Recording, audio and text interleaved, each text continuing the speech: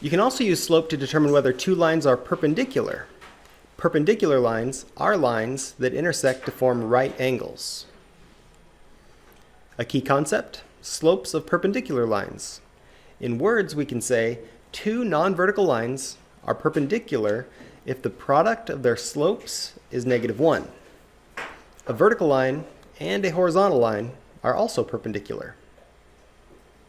The graph at the right shows us two perpendicular lines. They intersect at 90-degree angles. An example down below: the graph of y equals 1/2 x minus 1 has slope of 1/2. The graph of y equals -2x plus 1 has slope of -2. Since -2 times 1/2 equals -1, the lines are perpendicular.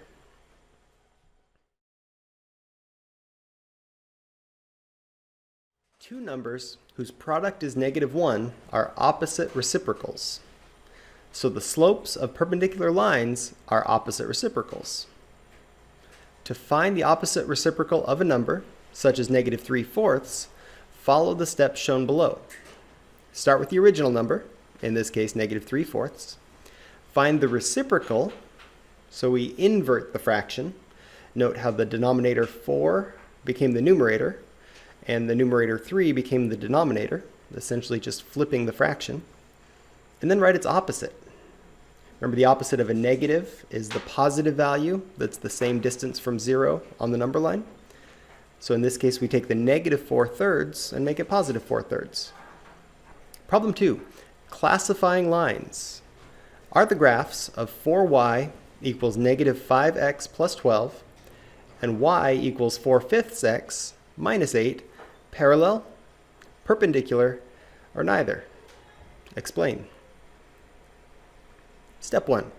We'll find the slope of each line by writing its equation in slope-intercept form, if necessary. Only the first equation needs rewritten. Notice the second is already in slope-intercept form.